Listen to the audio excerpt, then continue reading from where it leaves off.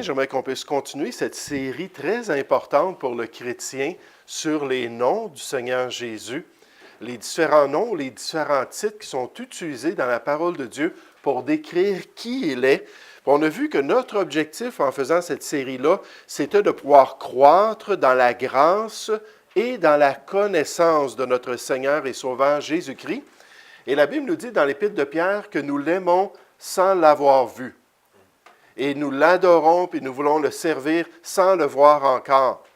Puis là, le Seigneur Jésus, c'est un être mystique pour le chrétien. C'est quelqu'un d'invisible, c'est quelqu'un qu'on côtoie.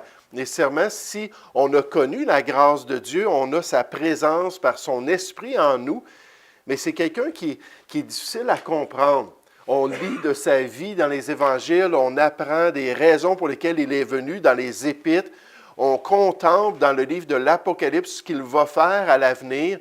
Mais personnellement, qu'est-ce qu'on connaît de lui? Qu'est-ce qu'on apprend de lui? La Bible nous dit qu'il faut le sanctifier dans nos cœurs, le mettre à une place à part. Il faut qu'il soit spécial. Pour le chrétien, le Christ doit être spécial dans sa vie et nécessairement pour pouvoir le suivre adéquatement, pour pouvoir agir puis nous comporter en accord avec son plan, puis être un bon disciple qui accomplit sa volonté. Et tout ça dépend de notre relation avec Jésus. Tout ça dépend de notre perspective de sa personne, notre considération, puis la piété que Dieu veut développer alors qu'on considère qui il est, alors qu'on s'approche de lui, alors qu'on est prêt à grandir dans cette relation vitale et stratégique avec le Seigneur Jésus. Un auteur a dit « D'être en Christ est la source de la vie chrétienne. D'être comme Christ est la somme de toute excellence. D'être avec Christ est la plénitude de sa joie quand il va dire « C'est bien, bon et fidèle serviteur, entre dans la joie de ton maître, d'être avec lui pour l'éternité. » Ça va être la plus grande expérience pour l'enfant de Dieu. Puis on a dans les Écritures, dans le Nouveau Testament, un exemple d'une Église qui n'avait pas une bonne considération pour son Sauveur, qui ne faisait pas de cas de ce qu'il avait accompli pour eux. Puis cet exemple-là se trouve dans probablement les deux épîtres les plus remarquables au niveau de la piètre performance des chrétiens. La première et la seconde épître aux Corinthiens. Au milieu des enfants de Dieu, dans cette assemblée, on voyait que les gens pratiquaient le repas du Seigneur, qui parle nécessairement du corps de Jésus qui a été brisé pour nous, son sang qui a été versé, et il le faisait sans aucun égard pour lui. Il n'avait pas du tout de respect pour le Seigneur Jésus, et nécessairement, c'est quelque chose qu'on doit éviter dans notre vie. On nous dit dans 1 Corinthiens 11, au verset 27, c'est pourquoi celui qui mangera le pain ou boira la coupe du Seigneur indignement sera coupable envers le corps et le sang du Seigneur. Pourquoi? Parce que est-ce que les éléments sont translittérés pour devenir le corps et le sang de Jésus? Pas du tout. On n'a pas besoin, comme l'Église catholique, de faire un abracadabra qui fait partie, en passant, de la consécration de l'hostie, pour que ça devienne le corps et le sang du Seigneur Jésus, mais ça représente ce qu'il a fait pour nous. Ça représente ses souffrances, ça représente son salut. La Bible dit qu'on prend ces choses-là, mais sans considérer qui Jésus est, puis qui a payé pour notre salut, bien, on s'attire des problèmes. Puis dans cette première épître-là, au chapitre 11, on voit que c'était très sérieux ce que les Corinthiens avaient expérimenté. On nous dit « Car celui qui mange et boit, sans discerner le corps du Seigneur, mange et boit un jugement contre lui-même. » Au verset 31, au verset 30, on nous dit que plusieurs avaient été châtiés de Dieu, punis par Dieu à cause de cette attitude de mépris envers le Seigneur Jésus. Le pasteur Spurgeon dit, il insulte, dans ce passage-là, en ne prenant pas le repas du Seigneur, le chrétien insulte l'ordonnance en restant attaché au symbolisme, le pain, puis le jus, puis c'est juste ça qui est important, et ne voyant pas plus loin. Son cœur n'est pas préoccupé par la mort de Jésus qui est représentée par le repas du Seigneur. Il n'utilise pas la scène comme le veut le Seigneur. Portons une grande attention à cela et veillons sur notre comportement à la table du Seigneur.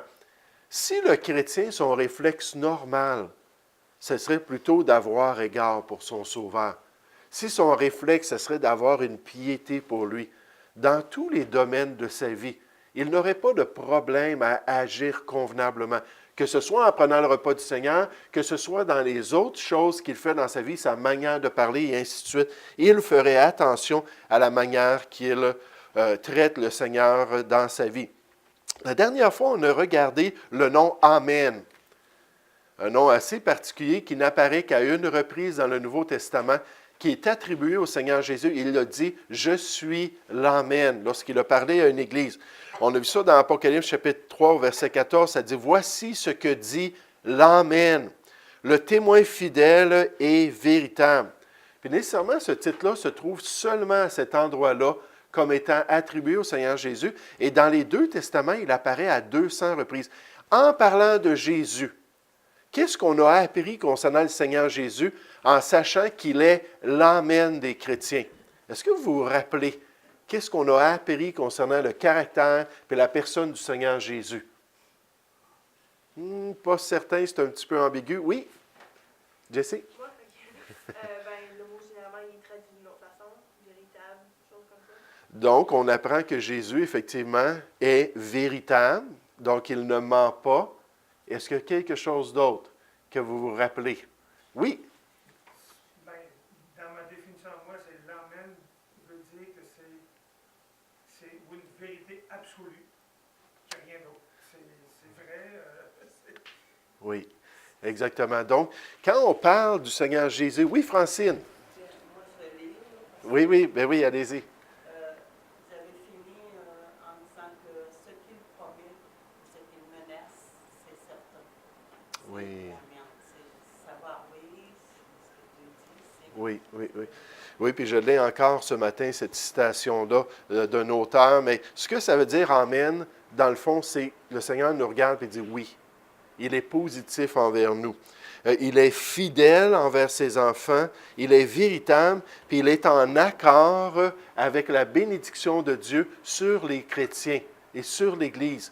Puis en disant « Je suis le Amen », Jésus nous dit « Oui, je suis positif et je vous dis que je vais être dans votre vie.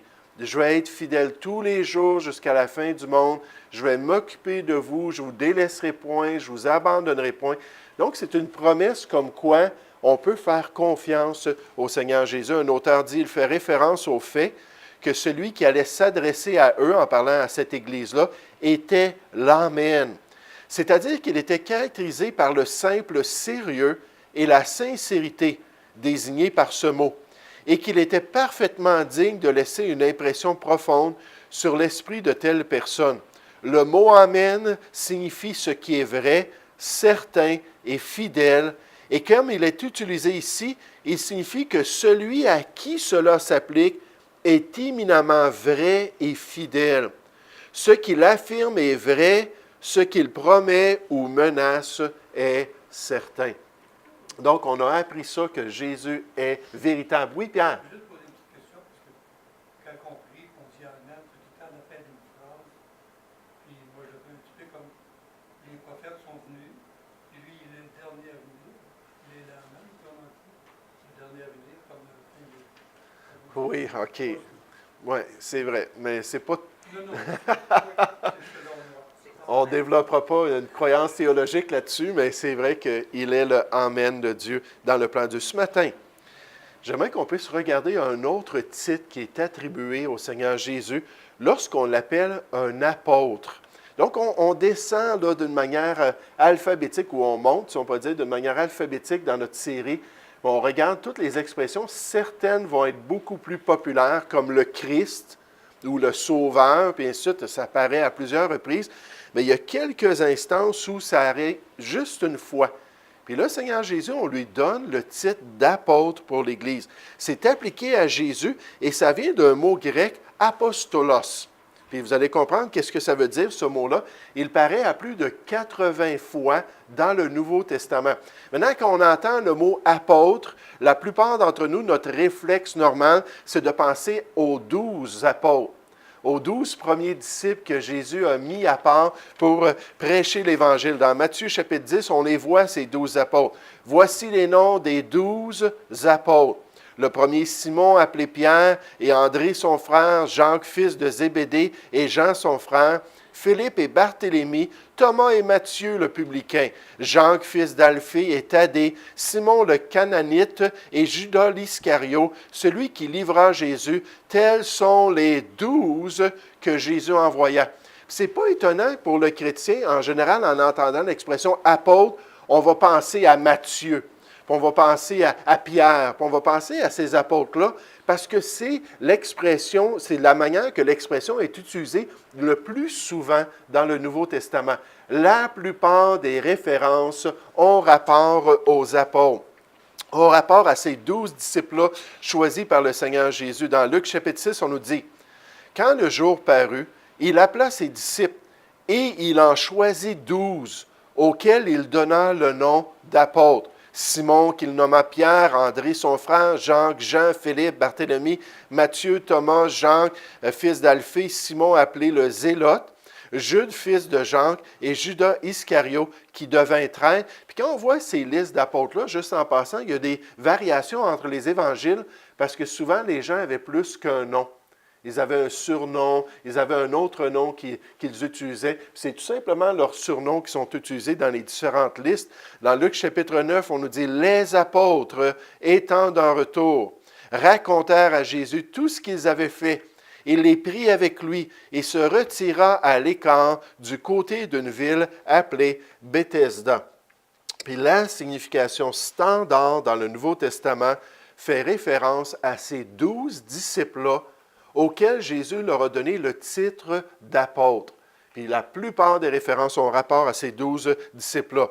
Les apôtres, on nous dit, les 12 disciples choisis par le Seigneur pour une formation spéciale, étaient ainsi appelés. Un autre lexique nous dit, les apôtres, il semble donc qu'il ait déjà choisi ses disciples, ceux qu'il a ensuite appelés apôtres. Le nombre semble avoir un rapport avec les 12 patriarches d'Israël et les 12 tribus d'Israël.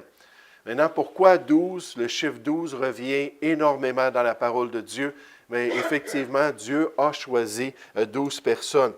Mais j'aimerais juste vous faire remarquer, alors qu'on va se tourner dans un instant vers le rôle d'apôtre que Jésus a, que ce n'est pas seulement les 12 apôtres que nous retrouvons dans le Nouveau Testament. Il y a plus que 12 apôtres, et j'aimerais vous donner des exemples de cela. Dans Actes chapitre 14, pendant le ministère de l'apôtre Paul, on nous dit, lors de sa prédication, la population de la ville se divisa, comme ça arrivait presque tout le temps lorsque Paul prêchait. Les uns étaient pour les Juifs, les autres pour les apôtres. Maintenant, quand on voit dans ce pays-là, païen, dans cette ville-là, il n'y a aucun des 12 originales qui sont là. Mais pourtant, il y a des apôtres qui étaient présents. Donc, il y a plus que 12 apôtres. On les nomme au verset 14. Les apôtres Barnabas et Paul, ayant appris cela, déchirèrent leurs vêtements et se précipitèrent au milieu de la foule. Quoi? Il y avait 14 apôtres comme ça? En fait, il y avait plus que 14. Regardez dans Romains chapitre 16 au verset 7. On nous dit « Saluez Andronicus et Junias, mes parents et mes compagnons de captivité, qui jouissent d'une grande considération parmi les apôtres. » Quand on lit ça dans Louis II, pendant des années, j'ai toujours lu ce passage-là, pensant que les apôtres avaient une grande considération pour Andronicus et Junias. Dans l'original, ce n'est pas tout à fait la tournure de phrase. Ça veut dire qu'ils étaient parmi les apôtres et qu'ils jouissaient comme les apôtres d'une grande considération et qui même ont été en Christ avant moi. Dans l'Osterval, on le voit un peu mieux. On nous dit « Saluez Andronicus et Junie, mes parents et compagnons de captivité. Ils sont considérables parmi les apôtres. Et même, ils ont cru en Christ avant moi. Saluez Amplias, mon bien-aimé dans le Seigneur. » Et même dans la version d'Arby, qui est un spécialiste du grec, c'est encore un peu plus clair. « Saluez Andronique et Junias, mes parents et mes compagnons de captivité, qui sont distingués parmi les apôtres, qui même ont été avant moi en Christ. » Donc, est-ce qu'il y avait 16 apôtres dans le Nouveau Testament? En fait, il y en avait plus que cela. L'apôtre Paul, dans 1 Thessaloniciens chapitre 1, mentionne 2 ouvriers qui étaient avec lui et qui ont fait partie de l'envoi de cette épître-là. Il dit Paul et Sylvain. Maintenant, Sylvain a un autre nom, celui de Silas. Les 2 noms sont utilisés dans le Nouveau Testament. Paul et Sylvain et Timothée, à l'Église des Thessaloniciens, qui est en Dieu le Père et en Jésus-Christ le Seigneur, que la grâce et la paix vous soient données. Puis là, à travers toute l'épître, il parle de leur ministère auprès d'eux et comment ces 3 hommes-là ont eu un impact, ils ont vécu une vie sainte, ils se sont conduits convenablement, ils étaient irréprochables. Puis là, l'apôtre Paul, alors qu'il exhorte ces chrétiens-là, leur dit, écoutez, quand on était parmi vous, là, nous 3, là, on vous écrit ensemble, on aurait pu venir à vous avec l'autorité qu'on possède en tant qu'apôtre de Christ. On voit ça dans le chapitre 2, verset 5. Jamais, en effet, nous n'avons usé de paroles flatteuses, comme vous le savez. Jamais nous avons eu la cupidité pour mobile. Dieu en est témoin. Nous n'avons point cherché la gloire qui vient des hommes, ni de vous, ni des autres. Nous aurions pu, moi, Sylvain et Timothée, nous 3, nous aurions pu nous produire avec autorité comme apôtres de Christ. Donc, est-ce qu'il y avait 18 apôtres? En fait, peut-être 19, parce qu'on nous dit concernant le Seigneur Jésus dans Hébreux 3 au verset 1, « C'est pourquoi, frères saints, qui avaient part à la vocation céleste, considérez l'apôtre et le souverain sacrificateur de la foi que nous professons, Jésus, qui a été fidèle à celui qui l'a établi comme le fut Moïse dans toute sa maison. » Donc ici, on parle du Seigneur Jésus comme étant l'apôtre de l'Église de Jésus-Christ, l'apôtre des chrétiens. Nécessairement, on le sait, dans tout ce qu'il fait, c'est un apôtre par excellence. Comment est-ce qu'on peut comprendre cela? On voit 12 apôtres, on voit d'autres apôtres ici et là dans les églises. Qu'est-ce que ça veut dire l'expression apôtre? Qu'est-ce qu'on peut apprendre de cette expression-là pour nous aider à élucider les différents apôtres qu'on voit dans le Nouveau Testament? L'expression apôtre vient d'un verbe grec, le verbe apostello, qui veut tout simplement dire envoyer avec une tâche ou envoyer avec une responsabilité. Quand j'étais jeune, mon père m'envoyait au dépanneur à chaque semaine pour 2 choses. Son cartoon de cigarettes puis sa caisse de 24. À chaque semaine. J'étais mineur, là, mais on avait une entente avec le propriétaire du dépanneur que c'était le fils de Jean, puis il venait avec l'autorité de Jean-Claude, pardon. Il venait avec l'autorité de Jean-Claude, donc il lui permettait d'acheter ces choses-là. C'est exactement ça, être un apôtre, être envoyé par quelqu'un d'autre. Souvent, c'était le maître ou un supérieur pour accomplir une tâche quelconque. Dans un lexique grec, on nous dit apostolos, qui veut dire apôtre, qui signifie littéralement celui qui est envoyé. Là, c'est le verbe apostello. Celui qui est envoyé, apo, qui veut dire de quelqu'un, puis stello, c'est envoyé. Donc, un apôtre, c'est quelqu'un qui est envoyé par quelqu'un d'autre. Ce mot est utilisé du Seigneur Jésus pour décrire sa relation avec Dieu. Ça, on va regarder ça un petit peu plus loin. Qu'est-ce que ça veut dire concernant le Seigneur Jésus? Mais on s'en vient bientôt vers ça. Un autre dictionnaire biblique nous dit « Apostolos », ça veut dire celui qui reçoit une commission comme un représentant autoritaire d'autrui, donc un apôtre. Et vous allez voir, il y a 2 classes d'apôtres dans le Nouveau Testament. Quand on va se tourner vers les vérités concernant Jésus, on va voir qu'il y a 2 classes d'apôtres, on va mieux comprendre ça. Mais ici, le Seigneur Jésus a été envoyé avec une tâche sacrée par son Père céleste. Et c'est dans ce sens-là qu'il est appelé un apôtre. On voit ça dans un instant. Mais il y a d'autres apôtres qui sont mentionnés. On dit ainsi, pour ce qui est de Tite, il est notre associé et notre compagnon d'œuvre auprès de vous. Et pour ce qui est de nos frères, ils sont les envoyés des églises, la gloire de Dieu. Ici, on parle d'un groupe de chrétiens qui avaient reçu une tâche. Il y avait des églises en Grèce, surtout en Macédoine, dans le nord, en Achaïe, un petit peu dans le sud, qui avaient donné des dons pour les Juifs, les chrétiens juifs qui étaient en train de vivre un temps très difficile à Jérusalem. Puis là, les églises se sont associées ensemble, puis elles disaient, hey, moi, je vais donner là, des œufs, puis moi, je vais donner une poule, puis moi, je vais donner telle et telle chose, toutes sortes de denrées. Puis là, ils ont décidé de choisir un groupe de chrétiens, puis Paul faisait partie du groupe. Il dit, je vais y aller dans Romains 15, il dit, s'il le faut, là, je vais y aller moi aussi, pour que tout soit fait là, d'une manière irrépréhensible. On va tout calculer ce qui a été donné, puis on va tout recompter cela là-bas, puis on va être irrépréhensible aux yeux de Dieu puis aux yeux des hommes. Mais ces gens-là qui sont envoyés avec cette tâche-là d'amener ces denrées-là, ici dans l'original, on les appelle les apôtres. Nécessairement, dans le contexte, ils n'ont pas voulu traduire ça apôtre, parce que c'est clair que c'est le sens de quelqu'un qui est envoyé avec une tâche, tout simplement. Puis on décrit un peu qu'est-ce qu'il devait faire.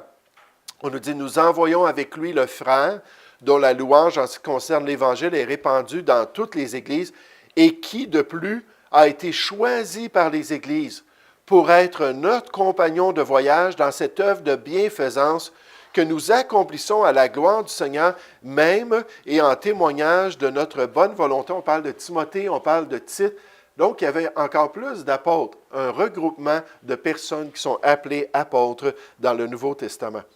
Maintenant, comment comprendre ce titre-là et comment diviser les choses pour bien saisir le rôle du Seigneur Jésus? Bien, tout simplement, il y a deux classes d'apôtres dans le Nouveau Testament. Il y a la classe officielle des 12 apôtres. Eux, la Bible nous dit dans l'Épître aux Galates, au chapitre 2, au verset 26, qu'ils étaient les plus considérés. C'est-à-dire que c'était les colonnes dans l'Église de Jésus-Christ. Ils avaient reçu une tâche très spéciale. C'était quelque chose qui était exclusif. Donc, il y avait cette classe-là officielle, puis il y avait la classe qui décrivait tout simplement la fonction d'apôtre. Je reviens à ça dans un instant. Dans Actes chapitre 1, lorsque Pierre attend la Pentecôte avec environ une centaine de chrétiens, ils sont dans une pièce, puis là, ils pensent au fait que Judas a abandonné sa place, que Judas s'est détourné de la vérité. Là, il dit, mais là, le Seigneur est en train de me montrer que ça prend 12 apôtres pour honorer l'œuvre de Dieu. Puis on en a seulement 11. Puis là, il présente les critères de ce que ça représente être un apôtre dans la classe qui est exclusive, la classe qui était seulement au premier siècle, la classe qui ne s'est pas répétée plus tard. Il dit, il faut donc que parmi ceux qui nous ont accompagnés tout le temps que le Seigneur a vécu avec nous, pendant le ministère du Seigneur Jésus, depuis le baptême de Jean jusqu'au jour où il a été enlevé du milieu de nous, il y en ait un qui nous soit associé comme témoin de sa résurrection. Des fois, les gens me disent, oui, mais est-ce que, comme les 12 apôtres, il y a des apôtres aujourd'hui? Parce que moi, je sais que le pasteur qui est à telle église, on l'appelle l'apôtre tel et tel. Techniquement, comme les 12, il n'y en a pas d'autres apôtres. Il n'y a pas d'autres personnes qui ont été témoins, qui ont été avec Jésus dans son ministère, puis ensuite qui ont vu sa résurrection avec les 12 autres. Oui, il y avait d'autres mondes à l'époque qui ont vu ça. C'est pour ça qu'ils ont dû demander à Dieu, « Qui est-ce que tu veux? » Puis là, il y avait deux personnes qui ont été proposées. Ils leur présentèrent deux. Joseph, appelé Barsabas, surnommé Justus. Si tu Joseph, Barsabas ou Justus, choisissez. Et Matthias. Finalement, ils ont dit, « Seigneur, qui va faire partie de notre apostolat? » Ça, c'est une autre expression. Le rôle d'apôtre officiel dans l'œuvre de Dieu. Puis ils firent cette prière, « Seigneur, toi qui connais les cœurs de tous, désigne lequel de ces deux tu as choisi, afin qu'il ait part à ce ministère et à cet apostolat avec les 12 que Judas a abandonné pour aller en son lieu. Ils tirèrent au sort et le sort tomba sur Matthias qui fut associé aux 11 apôtres, donc pour produire 12 apôtres. » Ça, c'est une classe à part. Il n'y en a pas d'autres apôtres comme ces 12-là. Il n'y en a pas d'autres qui ont reçu la tâche d'être les colonnes dans l'Église de Jésus-Christ, de nous donner le Nouveau Testament, de s'assurer qu'on puisse rester dans la vérité de Dieu. Et même l'apôtre Paul, qui faisait partie des autres apôtres, quand il a voulu voir s'il était sur la bonne voie, qu'est-ce qu'il a fait dans Galates? On nous dit, il est allé voir les apôtres dans Galates chapitre 2 pour leur demander, écoutez, suis-je dans la vérité? Donc, c'est important de comprendre ça. Il y a une classe qui est exclusive et qui est honorée, même qui sera honorée pendant toute l'éternité. On nous parle de la Nouvelle Jérusalem, où les chrétiens vont habiter pour toujours. On nous dit la muraille de la ville avait 12 fondements. Et sur eux, les 12 noms des 12 apôtres de l'agneau. Et juste avant, on nous dit que les 12 noms des 12 fils d'Israël font partie de la muraille. Donc, on va voir le nom là, des différents fils d'Israël, que ce soit, je ne sais pas, Lévi, que ce soit Judas, et ainsi de suite. Sur cette muraille-là, il va y avoir ces 12 noms-là qui vont être honorés. Puis ensuite, sur le fondement, on va pouvoir voir le nom des 12 apôtres. Pourquoi? Parce qu'ils sont dans une classe à part. Vous savez, dans Apocalypse chapitre 4 et 5, on nous parle de 24 vieillards qui sont autour du trône pendant que Jean voit la révélation du plan de Dieu. Qui sont ces vieillards? Personne ne le sait. Mais peut-être que c'est les 12 qui vont faire partie de la muraille et les 12 qui vont faire partie du fondement qui représentent les 2 testaments du plan de Dieu. On ne le sait pas. Mais donc, il y a cette classe-là. Puis ensuite, deuxièmement, il y a une classe, on pourrait dire, par fonction.